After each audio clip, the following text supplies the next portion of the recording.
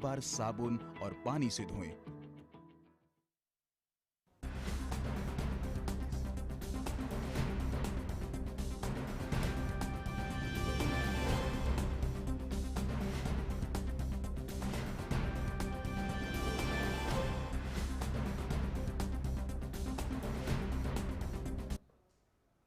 नमस्कार, mid day prime में आप सभी दर्शकों का बहुत बहुत स्वागत है। आज आपके साथ मैं हूं असीम मिश्रा। शुरुआत करना चाहेंगे इस वक्त की बड़ी खबरों के साथ।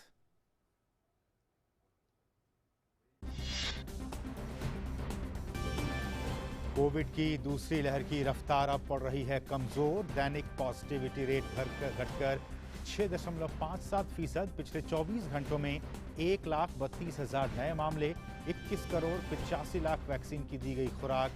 मई महीने में दी गई 6 करोड़ 10 लाख खुराक।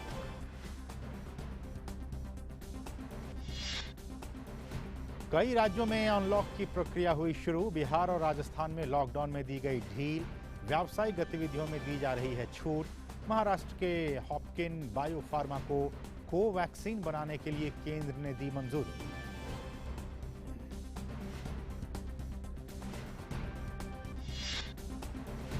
पीएनबी घोटाला मामले का आरोपी और फरार हीरा कारोबारी मेहुल चौकसी के प्रत्यर्पण मामले की आज डोमिनिका कोर्ट में सुनवाई।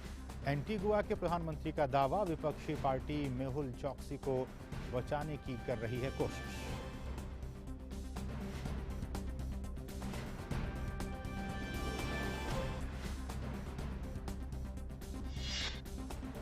ब्रिक्स देशों के विदेश मंत्रियों की वर्चुअल बैठक में विदेश मंत्री डॉक्टर एस जयशंकर ने कहा, निष्पक्ष, न्याय संगत, समावेशी बहुपक्षीय अंतर्राष्ट्रीय प्रणाली के लिए प्रयासरत। बहुपक्षीय व्यवस्था में सुधार, आतंकवाद के खिलाफ सहयोग, डिजिटल और सतत विकास के लक्ष्य को हासिल करने पर जोर।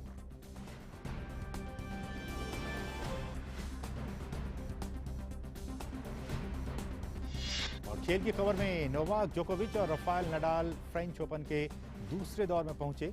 विश्व के नंबर 1 खिलाड़ी जोकोविच ने अवसाद और तनाव के साथ अपने संघर्ष का खुलासा करने के बाद ग्रैंड स्लैम से हटने के लिए बहादुर और साहसी नाओमी ओसाका को किया सलाम।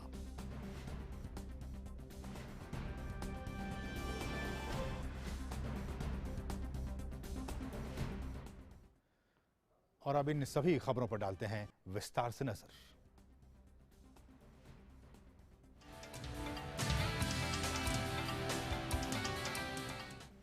और शुरुआत कोविड से जुड़ी खबरों के साथ।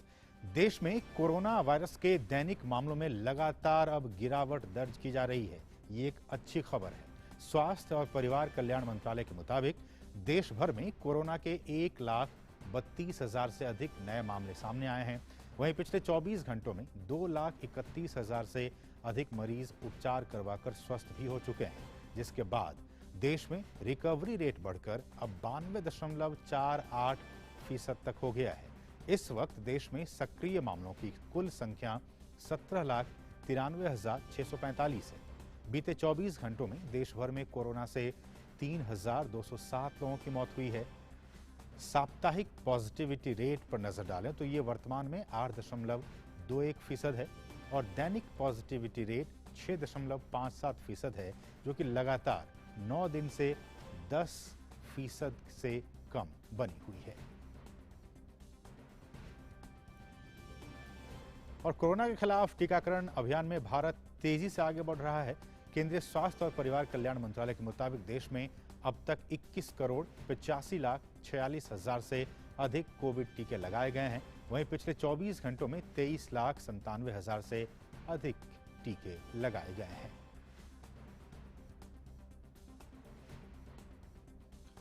और वहीं भारतीय चिकित्सा अनुसंधान परिषद ने बताया कि देश भर में 1 जून तक कुल 35 करोड़ 57,330 नमूनों का परीक्षण किया गया, जिनमें 1 जून को 20,19,773 नमूनों की जांच की गई।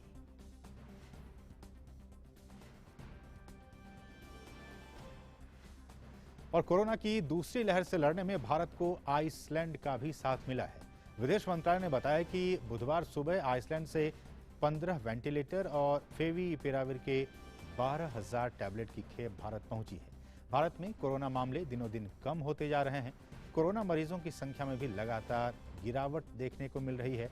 एक्टिव मरीजों की संख्या में भी अब गिरावट लगातार देखने को मिल रही है। लेकिन बच्चों के संक्रमण पर क्या कुछ कहना है सरकार का? तीसरी लहर में बच्चों के संक्रमण के मसले पर स्वास्थ्य मंत्रालय का कहना है कि बच्चों में कोविड का प्रकोप बढ़ सकता है। इसके लिए एक नेशनल ग्रुप बनाया गया है जिसने गाइडलाइंस बनाई है और उस गाइडलाइंस को जल्दी ही जारी किया जाएगा। बच्चों को हो रही पोस्ट कोविड बीमारियों के बारे में सरकार का कहना है कि कुछ भी दिक्कत हो तो बच्चों को तुरंत डॉक्टर को दिखाना चाहिए। वैक्सीन के मोर्चे पर सरकार का कहना है कि जुलाई के आखिर तक वैक्सीन काफ़ी मात्रा में उपलब्ध होगी और लोगों को तब तक धैर्य बनाए रखने की ज़रूरत है। स्वास्थ्य मंत्रालय के मुताबिक दिसंबर महीने तक सभी लोगों को, साल के आखिर तक सभी लोगों को वैक्सीन लगा देने का लक्ष्य है। पेंडेमिक के बिहेवियर को देखते हुए और वायरस की नेचर को देखते हुए new way to address this और रिन्यूड वे, अपडेटेड वे करने के लिए गाइडलाइंस जो हैं वो इस ग्रुप ने हमें प्रस्तुत कर दी हैं। पीडियाट्रिक पॉपुलेशन को कोविड के लिए जो ज़रूरत है वो उसका बंदोबस्त होगा और उस बंदोबस्त में कोई कमी नहीं होगी। और जैसे मैंने कहा, उसको नई साइंस, नए एक्सपीरियंस, नए नॉलेज को भी भरपूर करते हुए उस तरफ हम बढ़ेंगे। और हमारे साथ हमारे सहयोगी नितेंद्र सिंह इस वक्त ताज़ा अपडेट के साथ मौजूद हैं।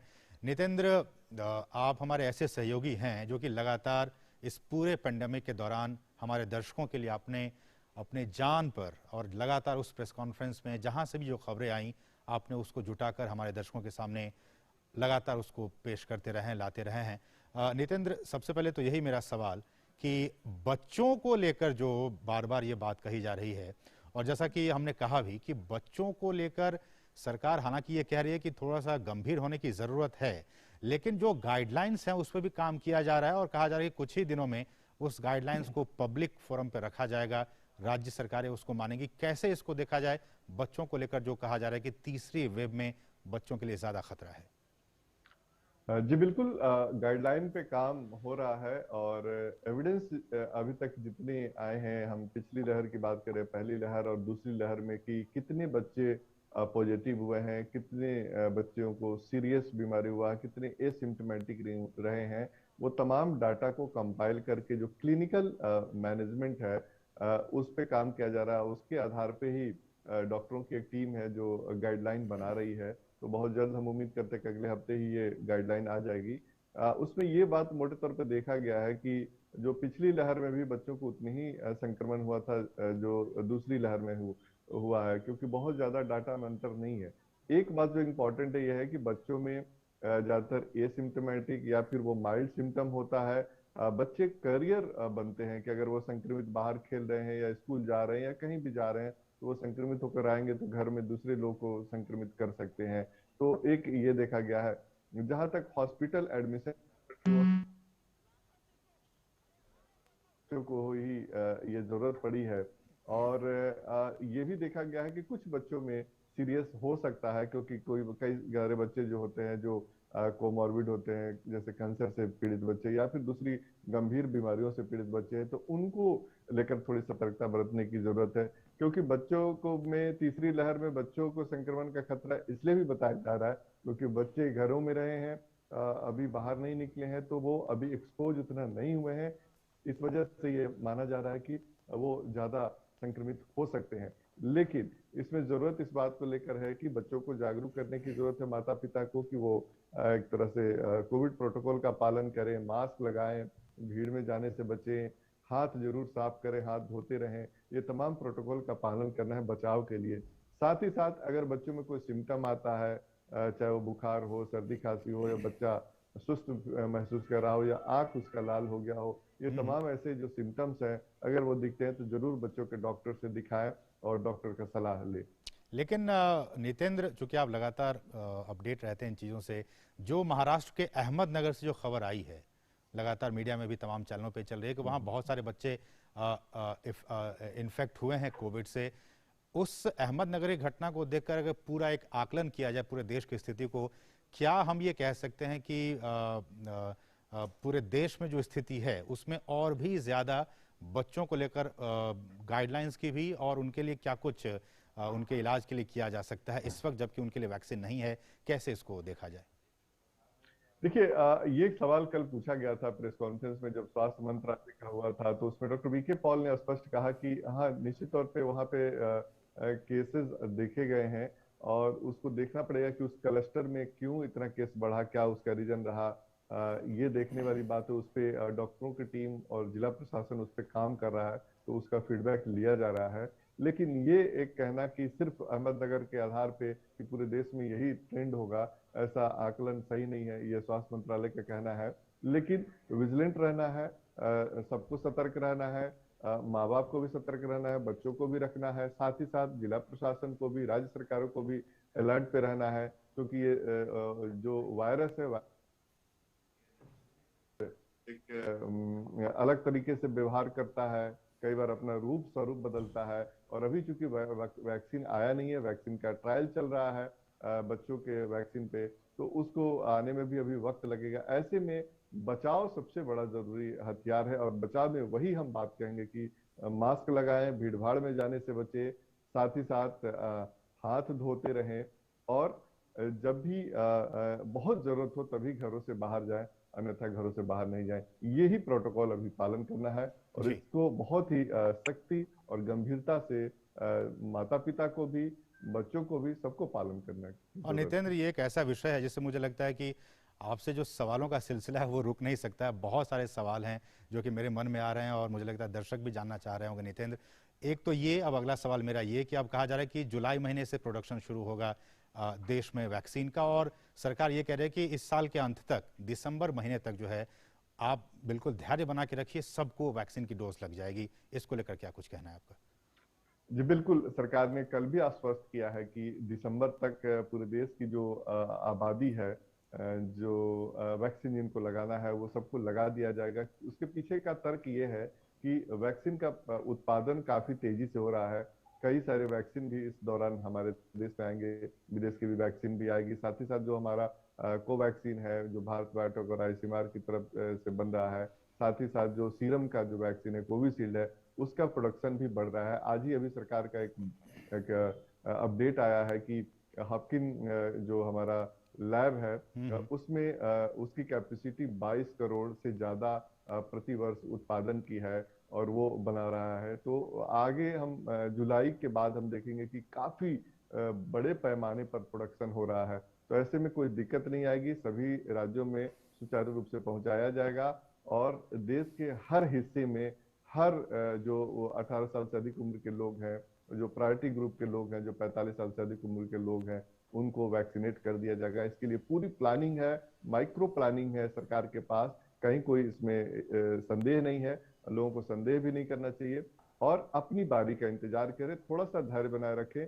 1 महीने की बात है, और उसके बाद एक तरह से मुझे ऐसा लगता है कि जिस तरह से ड्राइव चलेगा, वो घर घर भी ड्राइव चलेगा, और जितने भी साइट हैं, साइट की संख्या बढ़ाई जाएगी, और बहुत ही व्यापक पैमाने पर वैक्सीनेशन होगा। और ये एकदम सरकार ने इस मामले को लेकर के काफी प्रतिबद्ध है, और दुनिया में जितने बेस्ट वैक्सीन है, साथ ही साथ जो अपने वैक्सीन बन रहे हैं, 7-8 और वैक्सीन बन रहा है, उसका भी रिजल्ट आ जाएगा, प्रोडक्शन भी भारत में होने लगेगा। एक आखिरी सवाल, हमें वाइंड अप करने कहा जा रहा है, लेकिन एक आखिरी सवाल नितेंद्र, वो ये कि हम लगातार ये चला रहे हैं कि, और आंकड़ों में भी ये स्पष्ट दिख रहा है कि मामले जो हैं वो लगातार कम होते जा रहे हैं, लेकिन एक भ्रम की स्थिति कुछ लोग ये फैला रहे हैं कि कोवैक्सीन जो है वो सिंगल डोज ही काफ़ी है, सेकंड डोज लेने की ज़रूरत नहीं है। ये मिथ है, इसको कहीं ना कहीं इसको फैलाने की कोशिश की जा रही है, और बहुत से लोग ये भी सुनने को मिल रहा है कि वो हेजिटेट हो रहे हैं वैक्सीन लेने के प्रति। इसको लेकर क्या कुछ कहेंगे?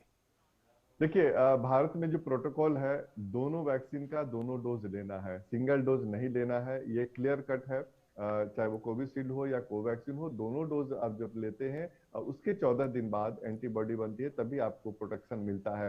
जहां तक सिंगल डोज की बात है, वो अभी ऐसा कुछ भी नहीं है भारत में। जब होगा तो वो सरकार के तरफ से बताया भी जाएगा, क्योंकि साइंटिफिक एविडेंस के आधार पर वैक्सीन लगता है, और उसके आधार पर ये चीज हो रहा है। जहां तक वैक्सीन लेने की जो हिचकिचाहट है, पहले आप देख रहे थे शहरों में था, लेकिन अब शहरों में इगरने से ज्यादा लोग चाहते हैं कि वैक्सीन लगे। ठीक गांव में अभी थोड़ी सी हिचक है, वो भी दूर हो जाएगी। उसके लिए सरकार भी कोशिश कर रही है। तमाम जो लोकल स्तर पे नेता हैं या फिर जो धार्मिक संगठन के लोग हैं या जो इन्फ्लुएंसर लोग हैं, उनका सहारा लेकर के जागरूक करके इस अभियान को आगे बढ़ाया जाएगा। चलिए, बहुत बहुत शुक्रिया नितेंद्र, इन तमाम ताज़ा अपडेट्स को हम तक पहुंचाने के लिए बहुत बहुत शुक्रिया आपका। बढ़ेंगे आगे, और इस सबके बीच देश भर के जो कोविड के आंकड़े हैं और राज्यों की स्थिति को देखते हुए अब ज्यादातर राज्यों में अनलॉकिंग की प्रक्रिया भी शुरू हो चुकी है। मसलन बिहार और राजस्थान में आज से लॉकडाउन में छूट दी जा रही है। बिहार में कोविड महामारी को देखते हुए जारी लॉकडाउन में आज से व्यापार गतिविधियों के लिए रियायतें, कुछ छूट दी जा रही हैं। राज्य में लॉकडाउन इस महीने की 8 तारीख तक जारी रहेगा। सभी दुकानें और व्यापारिक प्रतिष्ठान वैकल्पिक आधार पर सुबह 6 बजे से दोपहर के 2 बजे तक खुलेंगी। राशन, डेयरी, सब्जी और मांस की दुकानें हर रोज खुलेंगी। संशोधित दिशा निर्देशों के मुताबिक सभी सरकारी कार्यालय 1/4 उपस्थिति के साथ शाम 4 बजे तक हर रोज खुलेंगे। प्राइवेट और गैर सरकारी कार्यालय बंद रहेंगे। बैंक जो हैं वो शाम 4 बजे तक काम करेंगे, लेकिन लोगों के लिए बैंकिंग सेवाएं दोपहर 2 बजे तक ही उपलब्ध रहेगी। राजस्थान की बात कर लें तो राजस्थान सरकार ने लॉकडाउन के बाद कोरोना वायरस संक्रमण मामलों में आई गिरावट को देखते हुए आज से संशोधित लॉकडाउन लागू करने का फैसला किया है, जिसमें व्यावसायिक गतिविधियों को सीमित छूट दी गई है। व्यावसायिक और अन्य गतिविधियों में राहत देने के लिए आज से आगामी आदेश तक त्रिस्तरीय जन अनुशासन मॉडिफाइड लॉकडाउन लागू किए जाने का फैसला किया गया है। इसके तहत पूरे प्रदेश को हरे, पीले और लाल यानी कि ग्रीन, येलो और रेड जोन में बांटकर छूट दी जा रही है। मुख्यमंत्री अशोक गहलोत ने राज्य के अधिकतर जिलों में कोविड संक्रमण के प्रसार में कमी और पॉजिटिविटी रेट में गिरावट को मद्देनजर रखते हुए ये फैसला किया है। जन सामान्य की सुविधा और आवश्यक सेवाओं और वस्तुओं की उपलब्धता सुनिश्चित करने की दृष्टि से विभिन्न गतिविधियों में भी सीमित छूट दी गई है। डेयरी और दूध की दुकानें हर रोज सुबह 6 से 11 बजे तक और शाम 5 बजे से 7 बजे तक खुलेंगी। लॉकडाउन के दौरान अनुमति श्रेणी के अलावा किसी भी स्थान पर 5 या 5 से अधिक व्यक्तियों के एकत्रित होने पर भी प्रतिबंध लागू रहेगा। और इस वक्त क्या कुछ ताज़ा स्थिति है जयपुर में, पूरे राज्य में? हमारे साथ हमारे सहयोगी विशाल बैरिस्टो वहाँ से सीधे ग्राउंड जीरो से इस वक्त हमारे साथ मौजूद हैं। विशाल, नमस्कार। और जिस तरह से आप लगातार हमें अपडेट करते रहते हैं ग्राउंड जीरो की खबरों से, आपने कल अपडेट किया कि वहाँ जिस तरह से जो मामले कम आ रहे हैं उसके बावजूद भी एक पार्टिकुलर पार्टी के नेताओं की तरफ से एक जनाजा निकाला गया, उसमें बहुत से लोग शामिल हुए। आपने कहा भी कि किस तरह से ये जो कोविड प्रोटोकॉल है उसका सरासर उल्लंघन है। अब जबकि राज्य सरकार वहाँ चाह रही है कि धीरे धीरे इसको छूट दी जाए, उस बीच में ये तस्वीरें और आज से जब छूट दी जा रही है, क्या कुछ तस्वीरें आप देख पा रहे हैं वहाँ पे? असीम, सबसे पहले आपको शुभ दोपहरी और अच्छा लगा आपकी आवाज सुनकर। आपने बिल्कुल ठीक कहा, एक पर्टिकुलर पार्टी नहीं बल्कि जिस पार्टी की सरकार है राजस्थान के अंदर उसके एमएलए के लीडरशिप में ये जनाजा निकाला गया और बहुत अनफॉर्चुनेट था। हालांकि पुलिस को जब ये मामला मीडिया में आया तो एफआईआर लॉन्च करना पड़ा, लेकिन जिनका ये जनाजा निकाला गया हाजी रफत का, उन्होंने ईद पर अपील की थी कि आप गैदरिंग ना करें, सोशल डिस्टेंसिंग बनाए रखें और कोरोना भी गया नहीं है, इसका हमें खास ध्यान रखना है। लेकिन अगर एक हमारा पॉलिटिकल पार्टी का एमएलए जो पब्लिक रिप्रेजेंटेटिव है, जनप्रतिनिधि है, अगर वो इस तरह की हरकतें करते हैं तो सरकार के लिए तो बहुत एम्बैरेसिंग सिचुएशन होगी। साथ ही सरकार पे प्रेशर भी पड़ेगा भाई किस तरह का आपका ये डिसिप्लिन है। आप कहते हैं लॉकडाउन है और आपके अपने एमएलए उसको फॉलो नहीं कर रहे हैं। आज से एक मिनी अनलॉक स्टार्ट हुआ है। 6 बजे से लेकर 11 बजे तक सभी बाजार जो है उनको खोल दिया गया। हालांकि कुछ असमंजस था जयपुर को लेकर, क्योंकि अभी भी यहाँ पॉजिटिव जो आ रहे हैं केसेस वो 200 से ऊपर आ रहे हैं। लेकिन फिर देर रात को सरकार ने होम डिपार्टमेंट से बात करके जयपुर में भी अनलॉक का परमिशन दे दी है। लेकिन मैं आपको ये साफ कह दूं कि सरकार इस बार बहुत सख्त है। सरकार ने कह दिया है कि अगर कहीं से भी हमें पता चला कि सोशल डिस्टेंसिंग के नॉर्म्स फॉलो नहीं किए जा रहे तो बाजार 7 दिन के लिए बंद कर दिए जाएंगे। इसके अलावा एसी कॉम्प्लेक्सेस पूरी तरह से बंद रहेंगे, स्कूल कॉलेजेस बंद रहेंगे। जो नॉन एसी कॉम्प्लेक्सेस है वहां पर सिर्फ दुकानों को खोलने की इजाजत दी गई है, लेकिन वहां पर भी सब दुकानें नहीं खुलेंगी। ऑल्टरनेट जो फ्लोर्स हैं, जैसे पहला फ्लोर खुल गया, फिर उसके बाद तीसरा फ्लोर खुला, ये वहां के मैनेजमेंट को, जो लोकल मैनेजमेंट है, उसको डिसाइड करना होगा। और उसके उनके डिसीजन के बाद कैसे वो लेते हैं, उसके बाद ये ऑल्टरनेट फ्लोर्स पे दुकानों को खोलने की परमिशन दी गई है। जहां तक कि टेक अवेज की बात है, मिठाइयां हैं और दूसरे जो खाने पीने की चीजें, उनको टेक अवेज की परमिशन सुबह 11 बजे तक दी गई है। और सरकार ने खास ध्यान रखा है, जो मजदूर लोग हैं, जो ठेले लगाते हैं, उनको भी परमिशन दी गई है। लेकिन सरकारी दफ्तरों की अगर हम बात करें तो 25% लोगों को के अटेंडेंस के साथ 2 बजे तक इसको अलाउ किया गया है। और प्राइवेट सेक्टर के माफ कीजिए 4 बजे तक, लेकिन प्राइवेट सेक्टर के जो ऑफिसेज हैं उसमें सिर्फ 2 बजे तक की परमिशन दी गई है। इसके अलावा जो इंट्रा डिस्ट्रिक्ट मूवमेंट है, यानी कि जयपुर जिले के अंदर ही आप मूवमेंट कर सकते हैं 11 बजे तक। लेकिन इस अनलॉक के बाद भी जो वीकेंड कर्फ्यू है वो बदस्तूर जारी रहेगा और उसको स्ट्रिक्टली फॉलो करना होगा। और फ्राइडे शाम 5 बजे से लेकर जो आपका ट्यूसडे है उसको मॉर्निंग 5 बजे तक कर्फ्यू रहेगा, उसमें कोई भी अनलॉक की छूट नहीं दी गई है। असी अच्छा विशाल, एग्ज़ाम को लेकर बात की जाए, चूंकि सेंट्रल लेवल पे तो सीबीएसई ने 12th एग्ज़ाम को अब रद्द कर दिया, कैंसिल कर दिया है। राजस्थान स्टेट बोर्ड का जो है उसको लेकर क्या कुछ अपडेट है? देखिए, अभी तक ये बताया जा रहा था कि मामला सुप्रीम कोर्ट में है, मामला सेंट्रल गवर्नमेंट के पास है। अभी तक राजस्थान सरकार ने कोई डिसीजन नहीं लिया था। और राजस्थान के जो शिक्षा मंत्री हैं वो प्रदेश कांग्रेस कमेटी के अध्यक्ष भी हैं, गोविंद सिंह डोटासरा। तो अब चूंकि डिसीजन ले लिया गया है, सीबीएसई ने अपना कैंसिल कर दिया एग्जाम्स और आईसीएसई ने भी कर दिया है, तो आरबीएसई का भी अभी कोई फॉर्मल डिसीजन नहीं आया मुझे लगता है, लेकिन वो जल्द ही इस बारे में डिसीजन ले लेंगे। और राजस्थान बोर्ड के जो परीक्षा है उनको भी अब उनको for the time being suspend करना होगा। लेकिन ये सब इसलिए किया जा रहा है कि हम इस बात को ध्यान रखें कि फर्स्ट वेव के बाद जो सेकेंड वेव आई है वो बहुत जबरदस्त थी। काफी हमने अपनों को खोया है, काफी लोग बीमार हुए हैं और अब भी उसका खतरा बना हुआ है। इसलिए उन सब नॉर्म्स को हमको फॉलो करना है। और जहां तक कि अनलॉकिंग की बात है, गवर्नमेंट ने साफ कह दी कि अगर किसी भी दुकान में सोशल डिस्टेंसिंग नहीं पाई गई, 5 लोग से ज्यादा पाए गए, उसको इमीडिएटली सील कर दिया जाएगा। सरकार का रवैया सख्त है, लेकिन उसी वक्त जब आपके जनप्रतिनिधि, आपके एमएलए जी आपके जो गाइडलाइंस उसको फॉलो नहीं कर रहे हैं, तो it sets a very bad example और definitely calls for a huge embarrassment on part of Gehlot government. बिल्कुल। विशाल, एक आखिरी सवाल कि हालांकि सेंट्रल गवर्नमेंट ये कह रही है विशाल कि बच्चों के संक्रमण को लेकर जो तीसरी वेव की बात की जा रही है उसको लेकर कुछ ही दिनों में हम कुछ गाइडलाइंस जारी करेंगे, लेकिन अगर मैं राजस्थान की बात करूं, वहां अगर तीसरी वेव इस तरह की कोई आती भी है, बच्चों को कैसे उसकी रक्षा की जाए उससे, इसको लेकर क्या कुछ ग्राउंड जीरो पे तैयारियां की जा रही हैं सरकार की तरफ से? असीम, ये बहुत क्रूशल क्वेश्चन है, क्योंकि मैं भी पेरेंट हूँ, आप भी पेरेंट हैं और सब जो माँ बाप है उस बात को लेकर बहुत ज्यादा चिंतित है। हालांकि अभी स्कूल कॉलेजेस बंद है, लेकिन जो तीसरी वेव है और ये कहा जा रहा है कि वो बच्चों को ज्यादा अफेक्ट कर रही है। ब्लैक फंगस आया, फिर उसके बाद दूसरा फंगस आया। लेकिन बच्चों को लेकर गवर्नमेंट ने पहले से साफ कर दिया है कि एक तो जो ट्रीटमेंट फैसिलिटी है उसको मजबूत किया जाए, और दूसरी बात, अभी वैक्सीन को लेकर सबकी उम्मीदें हैं। अभी वैक्सीन ट्रायल स्टेज में, आपको मालूम है बहुत से लोग ऐसे हैं जिनका एक ही वैक्सीन लगा है।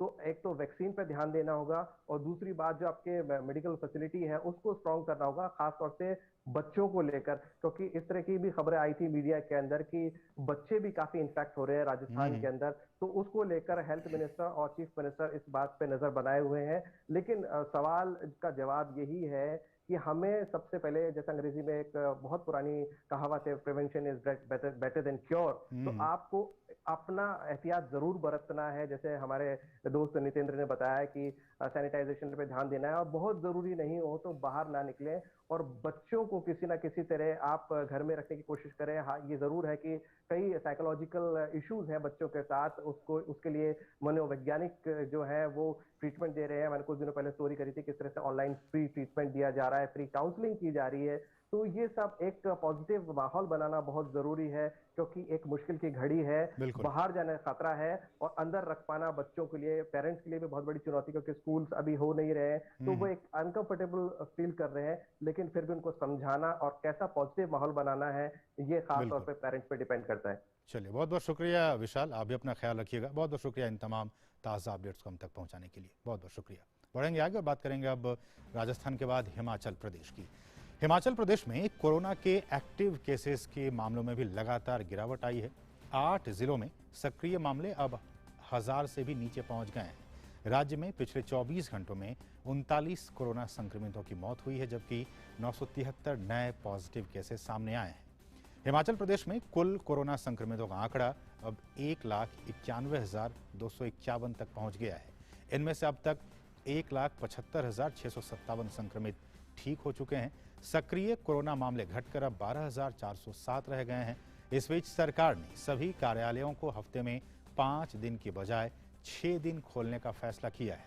सार्वजनिक परिवहन को शुरू करने को लेकर 5 तारीख को होने वाली बैठक में फैसला होगा। वहीं सीबीएसई बोर्ड की 12वीं की परीक्षा रद्द किए जाने के बाद इस पर सरकार में मंथन जारी है और प्रदेश में बोर्ड की परीक्षा रद्द किए जाने पर भी जल्द ही फैसला लिया जाएगा। और हमारी सहयोगी हिमाचल प्रदेश की राजधानी शिमला से नंदिनी मित्तर इस वक्त सीधे ताज़ा अपडेट के साथ जुड़ गई हैं। नंदिनी नमस्कार, और सबसे पहले तो कैसी हैं आप?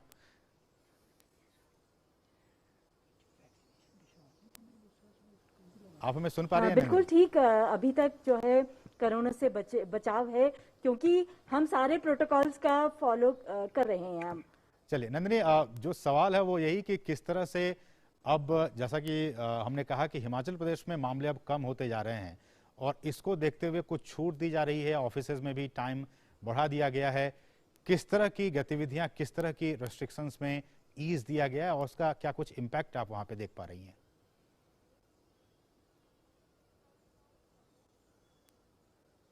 असीम, फिलहाल सरकार ने फैसला लिया है कि 7 जून तक लॉकडाउन जो है वो जारी रहेगा, लेकिन इस बीच छूट भी दी गई है।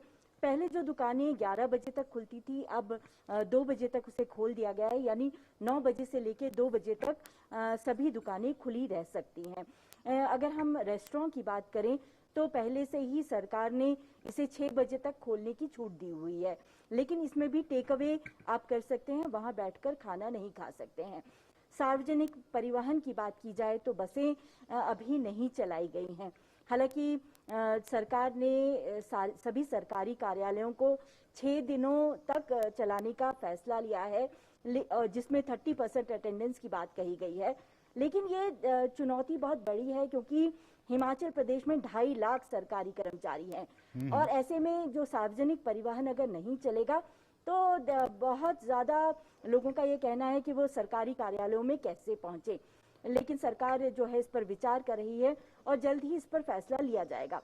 राहत की बात यह है कि जैसा आपने भी बताया कि अब हिमाचल प्रदेश में एक्टिव मामले केवल 12,000 रह गए हैं, और अगर हम आंकड़ों पे नजर डालें, अस्पतालों में बिस्तरों की उपलब्धि पे नजर डालें, तो अब जो है अस्पतालों पर इतना ज्यादा दबाव नजर नहीं आ रहा है। ज्यादातर लोग जो हैं वो होम क्वारंटाइन है, वह घर पर ही अपना इलाज करा रहे हैं।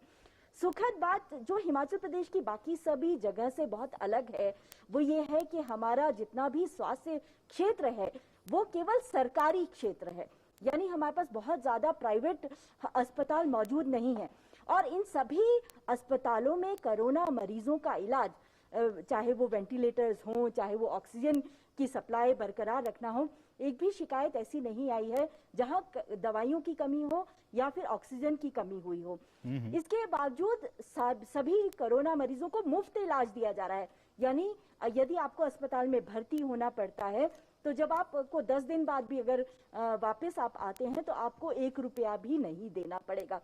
इसके लिए सरकार की जो पीठ है वो थपथपाने की जरूरत है।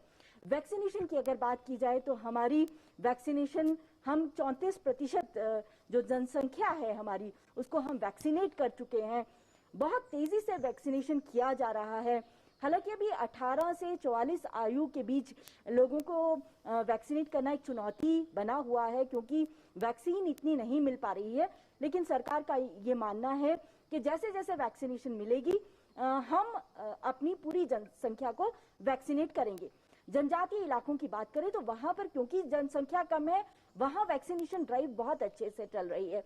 अगर हम काजा की बात करें जनजातीय इलाके की, तो वहां पर 100% वैक्सीनेशन सामने आया है। स्वास्थ्य कर्मियों की बात करें तो दूर दराज का क्षेत्र होने के बावजूद हमारे स्वास्थ्य कर्मी गांव-गांव जाकर न केवल स्वास्थ्य जांच कर रहे हैं बल्कि लोगों को जो है वो जागरूक भी कर रहे हैं। सरकार ने इसी बात को देखते हुए जो भी सेवा दल, जो भी स्वास्थ्य का दल गांव में जाएगा उन्हें 12,500 का इंसेंटिव देने की भी घोषणा की है। इसके अलावा हमारे यहाँ 70 मोबाइल वैन चलाई जा रही हैं जो जांच कर रही हैं, यानी अगर कोई व्यक्ति अस्पताल नहीं आ सकता जांच के लिए तो ये वैन जो है गांव-गांव जाकर उनकी जांच कर रही है ताकि अगर कोई कोरोना पॉजिटिव मरीज है तो उसका इलाज हो सके। सरकार बार-बार लोगों को ये कह रही है कि देर मत करें, हमारे पास अस्पताल में सुविधाएं मौजूद है। आपको यदि ये लगता है कि ऑक्सीजन कम हो रहा है, आपको सांस लेने में दिक्कत हो रही है तो आने में गुरेज ना करें, हम आपकी सेवा के लिए तैयार हैं। ये कुछ ऐसी बातें हैं जो हिमाचल को बाकी देश से जो तस्वीर आ रही है उससे अलग करती है। बिल्कुल नंदिनी, आपने बहुत विस्तार से समझाया कि क्या कुछ ताज़ा अपडेट है। लेकिन देखिए नंदिनी, जो भी राज्य सरकारें छूट दे रही हैं अपने अपने राज्यों में, वो ये भी उम्मीद कर रही है कि लोग इस छूट का बेजा इस्तेमाल न करें, बेजा फ़ायदा ना उठाएं, इन मायनों में कि वो जो कोरोना प्रोटोकॉल है उसका वो पालन करते रहें। अगर वो नहीं करेंगे तो फिर से मामले बढ़ेंगे और एक बार फिर से हमें लॉकडाउन की तरफ जाना पड़ेगा। इसको लेकर हिमाचल प्रदेश में क्या कोई स्थिति है? लोग क्या कह रहे हैं कि जो छूट मिली है उसका वो सही तरीके से पालन करेंगे, कोविड प्रोटोकॉल का पालन करते रहेंगे?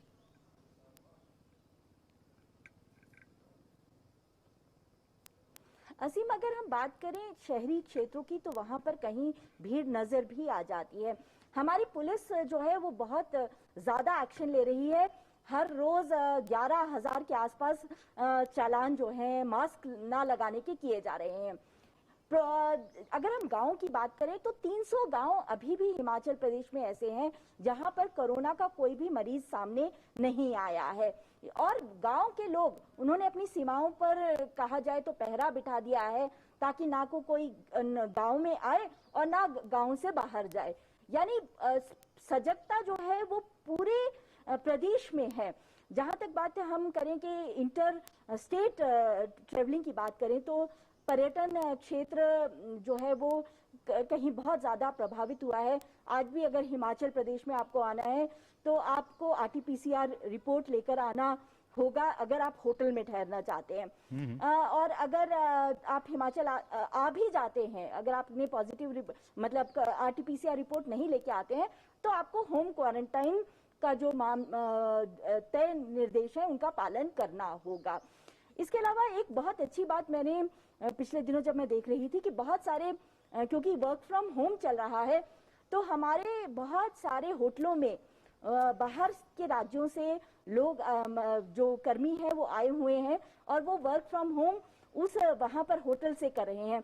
यानी बिल्कुल शांत वादियों में आप वर्क फ्रॉम होम कर रहे हैं। ये पर्यटन के लिए भी अच्छी बात है और उन लोगों के लिए भी अच्छी बात है ताकि वो भीड़ भाड़ के इलाकों से दूर रहें। अच्छा नंदिनी, एक आखिरी सवाल, समय की कमी है, जो सवाल हमने विशाल से भी पूछा राजस्थान में। असीम एक बात, हाँ जी बोल लीजिए नंदिनी, बताइए।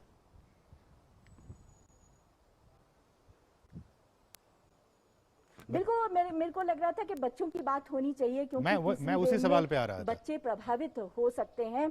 हिमाचल प्रदेश सरकार ने सभी अस्पतालों को जी सभी जो स्वास्थ्य हमारे संस्थान हैं उनको एडवाइजरी जारी की है कि वे बच्चों के लिए बेड की व्यवस्था बढ़ाएं। इसके अलावा जो है ब्लैक फंगस के मामलों को लेकर भी सरकार बहुत सजग है। बच्चे जो है हमारे हिमाचल प्रदेश में इस समय सब ऑनलाइन क्लासेस चल रही हैं और बहुत अच्छे ढंग से चल रही हैं, चाहे वो प्राइवेट स्कूल की क्लासेस हो या फिर सरकारी क्षेत्र की क्लास। शिक्षक मन लगाकर बच्चों को पढ़ा रहे हैं। हालांकि कहीं ना कहीं इंटरनेट की कुछ समस्या आ रही है जिसे दूर करने के लिए हाई कोर्ट ने आदेश जारी कर दिए कि जो दूर दराज के इलाके हैं वहां पर इंटरनेट की व्यवस्था जो है वो BSNL और अन्य जितने भी टेलीकॉम क्षेत्र की कंपनियां हैं वो करें। लेकिन बच्चों को लेकर सरकार का पूरा ध्यान है, ब्लैक फंगस को लेकर सरकार सजग है और मुझे नहीं लगता है कि क्योंकि अभिभावक बहुत सजग है हमारे यहाँ पर सबसे अच्छी बात है कि हिमाचल प्रदेश की जो है 99% आबादी साक्षर है और ऐसे में सजगता बहुत ज्यादा है। अभिभावक अपने बच्चों को बाहर नहीं निकलने दे रहे हैं। उनकी साइकोलॉजिकल क्लासेस भी जो है वो स्कूल द्वारा करवाई जा रही है। डॉक्टरों से लगातार ऑनलाइन कंसल्टेशन हो रही है। इस तरह से व्यवस्था की गई है और कोशिश की जा रही है कि कोरोना के समय में भी बच्चे जो हैं वो किसी भी मानसिक परेशानी का शिकार ना हो। 12वीं कक्षा की परीक्षाओं को रद्द करना प्रधानमंत्री जी का जो फैसला कल आया है, उससे अगर बात की जाए तो बच्चों में खुशी की लहर दौड़ गई है। हालांकि वो इस बात को लेकर अभी भी परेशान हैं कि मार्क्स कैसे मिलेंगे। शिक्षा मंत्री से हमारी जब बात हुई तो उन्होंने कहा कि क्योंकि केंद्र सरकार ने ये फैसला लिया है, हिमाचल प्रदेश सरकार भी इस फैसले से अलग नहीं जाएगी और जल्दी ही इस बात की घोषणा करेगी कि 12वीं की परीक्षाएं हिमाचल प्रदेश में भी रद्द की जाए। चलिए, बहुत बहुत शुक्रिया नंदिनी, आप भी अपना ख्याल रखिएगा। बहुत बहुत शुक्रिया इन तमाम ताज़ा अपडेट्स को शिमला से हम तक पहुंचाने के लिए, बहुत बहुत शुक्रिया। बढ़ेंगे आगे और अब बात करेंगे महाराष्ट्र की।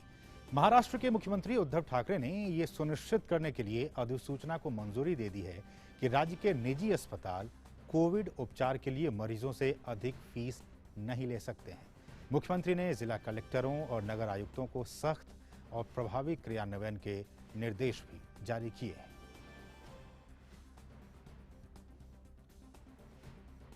और कोरोना संकट के चलते देश में वैक्सीन का उत्पादन बढ़ाने पर भी जोर दिया जा रहा है।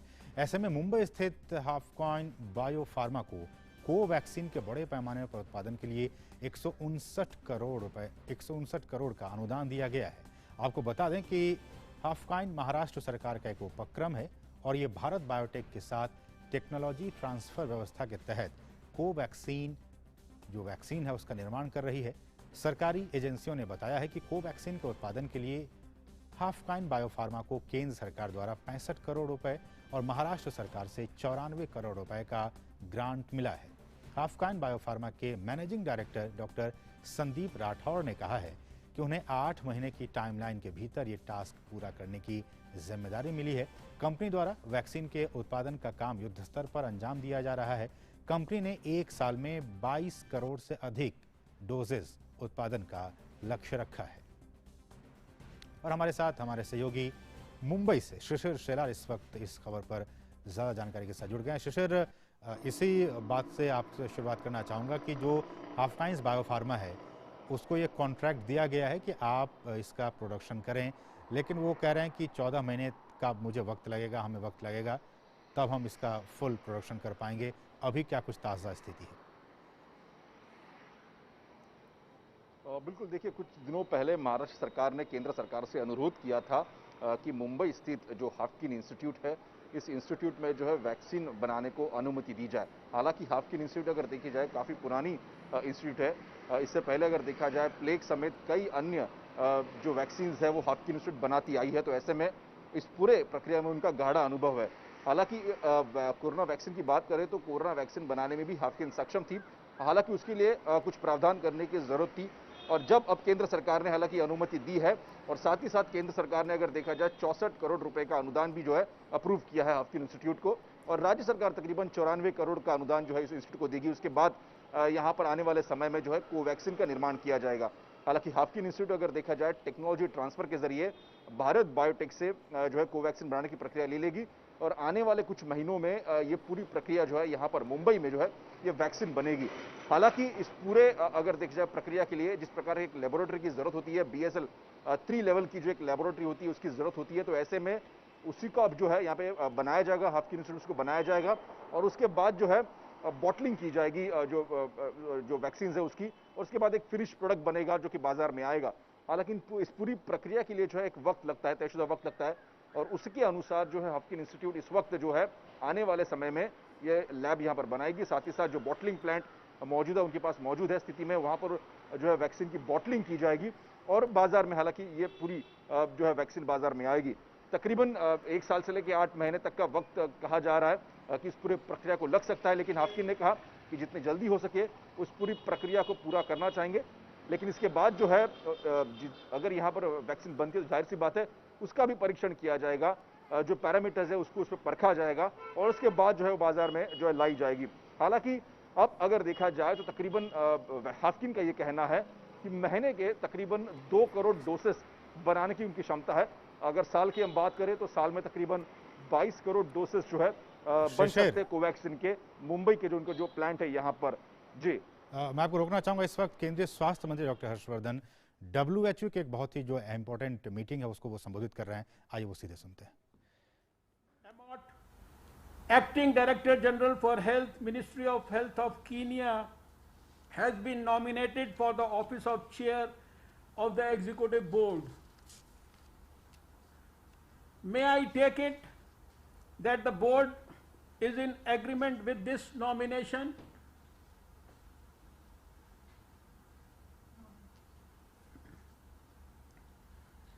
I see no objection. It is so decided. Dr. Patrick Amott is therefore elected as chair of the board. I am pleased to offer my congratulations on this election.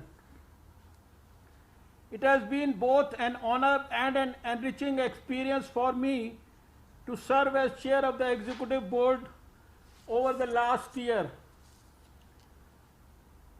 Distinguished members of the WHO Executive Board, Director General of WHO, Excellencies, representatives of member nations, all regional directors of WHO, heads and representatives of UN agencies and partner organizations, entire WHO staff, and the Secretariat. And I would also like to include all the distinguished and honorable men and women, COVID warriors across the world, who have given away their lives so that we all may survive. Friends, these are moments of mixed emotions for me. On the one hand, I feel happy and privileged to have served this prestigious organization. On the other hand, my heart feels heavy as I exit amidst a lot of work that remains to be done, and as the planet continues to reel under the pandemic crisis and economic turbulence. In May 2020, I was entrusted with the responsibility to be the chair of the executive board. It was indeed an honor for me to lead the apex governing body of the World Health Organization during the 147th and 148th sessions of the executive board, as well as its special session on the COVID-19 response. It was a privilege to represent the board at the recently held 74th World Health Assembly, which concluded day before yesterday, and which I am certain will help strengthen the COVID-19 response and accelerate progress towards the triple billion targets and sustainable development goals. I commend the World Health Organization for its steadfast support to all member states throughout the pandemic, fully committed to the value of equity and the simple truth that no one is safe until all are safe. The Access to COVID-19 Tools Accelerator is the fastest, most coordinated and successful global collaboration in history to accelerate the development, production and equitable access to COVID-19 tests, treatments and vaccines. The COVAX facility has provided a much needed mechanism to secure equitable access to COVID-19 vaccines, a true embodiment of our principle to not leave anyone behind. I am inspired that the World Health Assembly vigorously supported equitable global access to COVID-19 medicines and vaccines. Global solidarity and cooperation are fundamental to all areas of the pandemic response, and must continue to be strengthened. तो अभी आप ये सीधी तस्वीर देख रहे थे जहां केंद्रीय स्वास्थ्य मंत्री डॉक्टर हर्षवर्धन WHO के एग्जीक्यूटिव बोर्ड को संबोधित कर रहे थे और उन्होंने बहुत सारी बातें कही कि जब पिछले साल उनकी वो अध्यक्षता की थी, भारत ने अध्यक्षता की थी, डॉक्टर हर्षवर्धन वो उसके अध्यक्ष थे, किस तरह से बहुत सारे काम कोविड को लेकर किए गए पूरे वैश्विक स्तर पर। उन्होंने कहा कि बहुत सारे काम बाकी हैं जिनको कि सबको मिलकर इस दिशा में काम करना होगा, तभी हम इस भयंकर महामारी से सबको बचा सकते हैं। बढ़ेंगे आगे और बात करेंगे अब ताज़ा खबर की।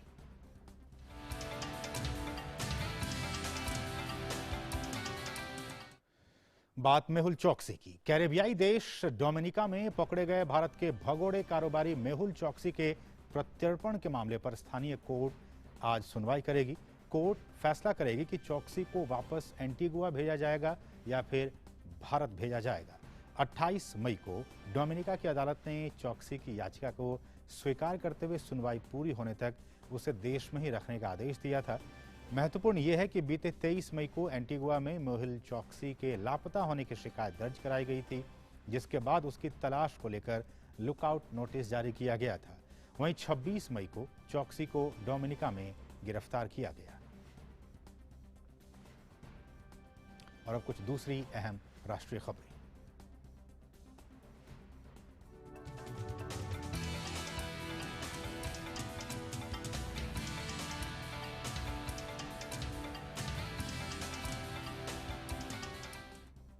प्रधानमंत्री नरेंद्र मोदी की अध्यक्षता में केंद्रीय मंत्रिमंडल ने शंघाई सहयोग संगठन के सभी सदस्य देशों के बीच मास मीडिया के क्षेत्र में सहयोग पर एक करार पर हस्ताक्षर और समर्थन के लिए अपनी कार्योत्तर मंजूरी दे दी है। समझौते पर जून 2019 में हस्ताक्षर किए गए थे। ये समझौता मास मीडिया के क्षेत्र में देशों के बीच समान और पारस्परिक रूप से लाभकारी सहयोग को बढ़ावा देगा। ये समझौता सदस्य राष्ट्रों को मास मीडिया के क्षेत्र में सर्वोत्तम प्रथाओं और नए नवाचारों को साझा करने का अवसर प्रदान करेगा।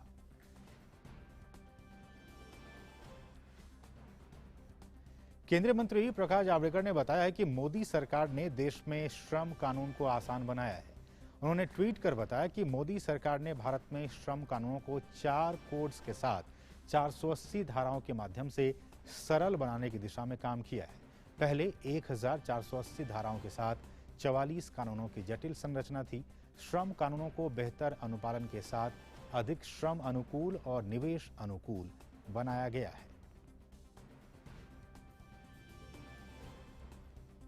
और मोदी सरकार ने श्रमिक परिवारों को राहत के लिए हाल में अहम कदमों का ऐलान किया है। केंद्रीय श्रम मंत्रालय के सचिव अपूर्व चंद्रा ने बताया कि EPFO और ESIC के तहत मिलने वाले फायदे ज्यादा से ज्यादा प्रभावित परिवारों को मिले, इसके लिए नियमों में बदलाव भी किए गए हैं। खास बात यह है कि ये फायदा कोरोना से अपनी जान गंवाने वाले श्रमिकों को मिल सके, इसके लिए इसे पिछले साल 24 मार्च से ही लागू किया गया है। क्या बदलाव हुए हैं जो ऐलान किए गए हैं उससे, मतलब कैसे इससे ज़्यादा फायदा मिल सकेगा प्रभावित परिवारों को? एम्प्लॉय स्टेट इंश्योरेंस कॉरपोरेशन में लगभग 3.5 करोड़ वर्कर्स आज उसमें शामिल हैं।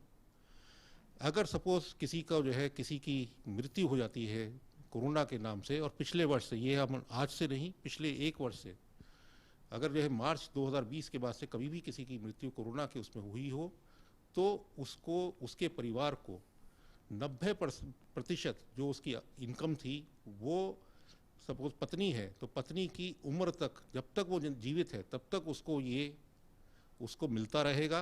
कि एक बहुत बड़ा कदम है, क्योंकि जो उसकी इनकम थी वो उसकी पत्नी या उसकी माता या जो बच्चे हैं उनको ये मिलता रहेगा। DDLI करके एक योजना है जिसमें 2.5 लाख से लेकर 7 लाख तक की रकम एक्सीडेंट के अगर होता है तो प्राप्त होती है। तो कोरोना में किसी की भी मृत्यु हुई होगी तो उनको 2.5 लाख से लेकर 7 लाख तक की रकम लमसम के रूप में एक साथ प्राप्त होगी, और ये हमारे प्रोविडेंट फंड के मार्फत उनको फौरन प्राप्त होगी।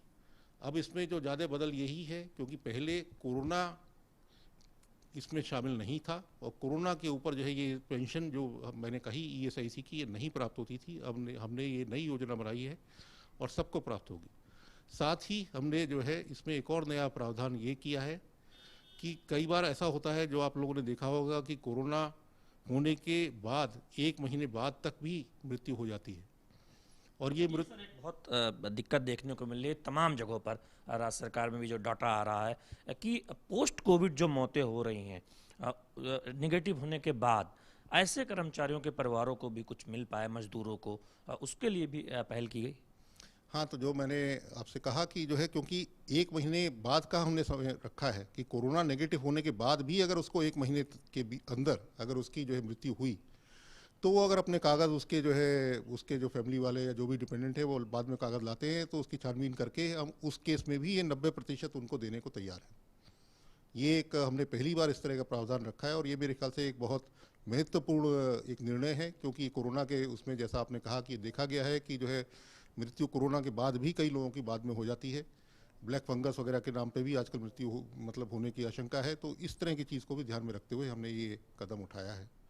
और साथ ही इसके अंदर जो है, क्योंकि बच्चे जो है अगर सपोज जो है अगर माता नहीं है, उनका पहले ही निधन हो चुका है, तो बच्चों को भी, जैसे लड़का है तो उसको 25 साल की उम्र तक, लड़की है तो उसको उसकी शादी होने तक उनको भी पेंशन प्राप्त इसके इसके इसके अंदर हो सकती है। पेंशन होगी माता जी को या फिर पत्नी को, और या फिर अगर पत्नी नहीं है तो बेटों को, तो इसका कोई एक तरह से देखें तो अलग अलग पेंशन की राशि होगी, या फिर एक राशि चाहे अगर माता जी को दी जाए या बेटे को दी जाए?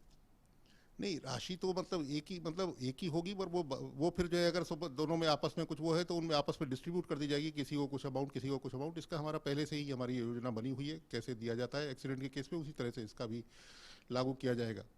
पर प्रोविडेंट फंड की तरफ से हम और भी, क्योंकि ये पेंशन तो एक ESIC की तरफ से करी गई है, जो प्रोविडेंट फंड में अगर किसी वर्कर की डेथ होती है तो उसमें एक पेंशन अलग से मिलती है, ऑर्फन को अलग से मिलती है, और एक एम्प्लॉय पेंशन होती है जो कि 3,000 रुपये तक की पेंशन होती है, वो एक अलग से दी जाएगी। वो एक प्रोविडेंट फंड की तरफ से एक पेंशन अलग मिलेगी, ये पेंशन एक अलग मिलेगी। तो ये 2 किस्म की पेंशन होंगी।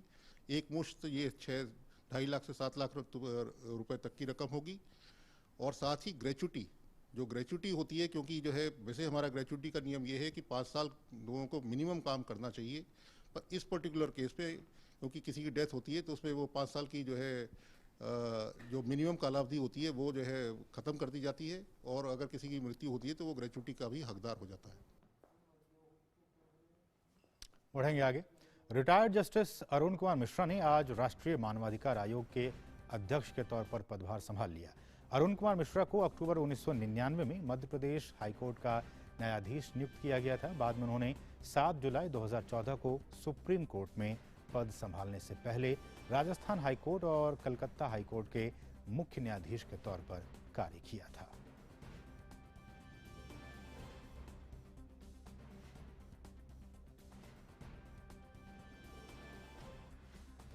उत्तर प्रदेश के गोंडा में सिलेंडर ब्लास्ट की वजह से एक मकान की छत ढहने से 7 लोगों की मौत हो गई है। पुलिस ने बताया कि थाना वजीरगंज के टीकरी में सिलेंडर ब्लास्ट के बाद एक मकान की छत गिर गई। पुलिस प्रशासन और स्थानीय लोगों की मदद से राहत और बचाव का काम शुरू किया गया है। अब तक 14 लोगों को निकालकर अस्पताल भेज दिया गया है, जिसमें से 7 लोग सुरक्षित हैं और उनका इलाज चल रहा है, और 7 लोगों को मृत घोषित कर दिया गया है। मृतकों में 2 पुरुष, 2 महिलाएं और बच्चे हैं।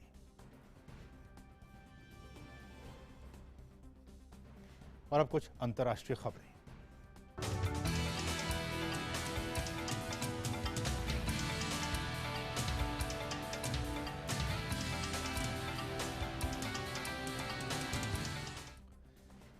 ब्रिक्स देशों के विदेश मंत्रियों की वर्चुअल बैठक हुई। ब्रिक्स गठन के 15वें वर्ष में भारत इसकी अध्यक्षता कर रहा है।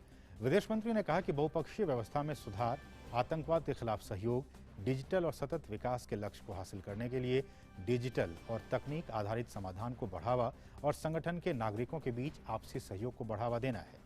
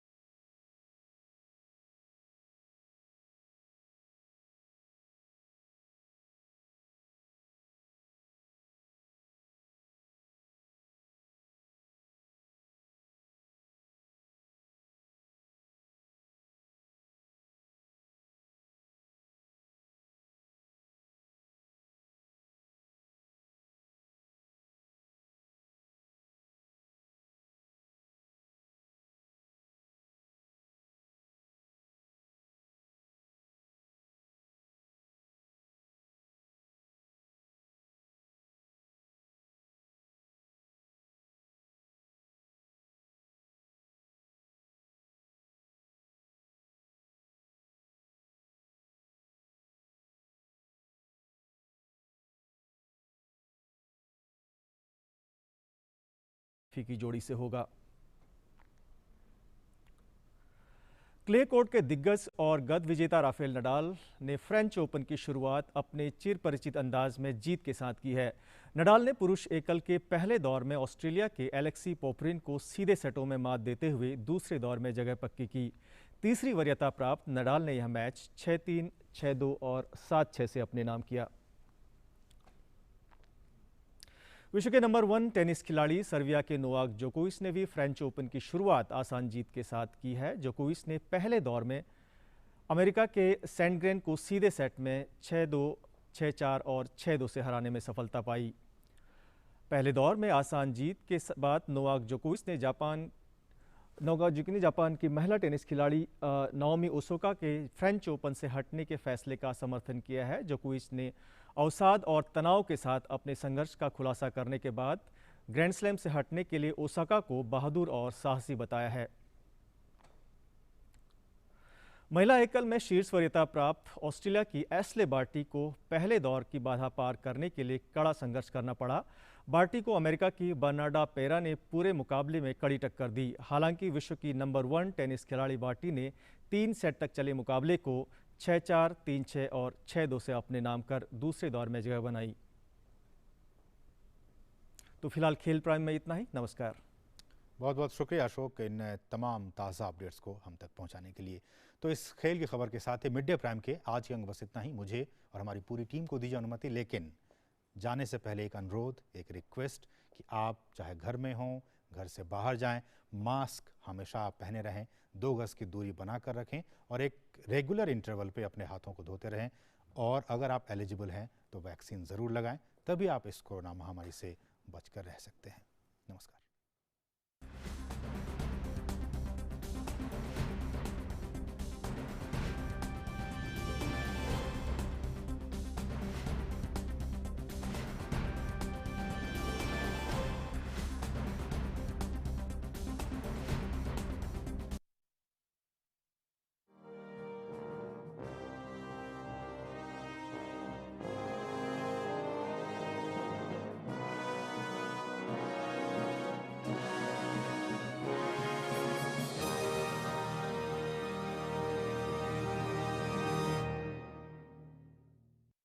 नमस्ते इंडिया। नमस्ते लैंड।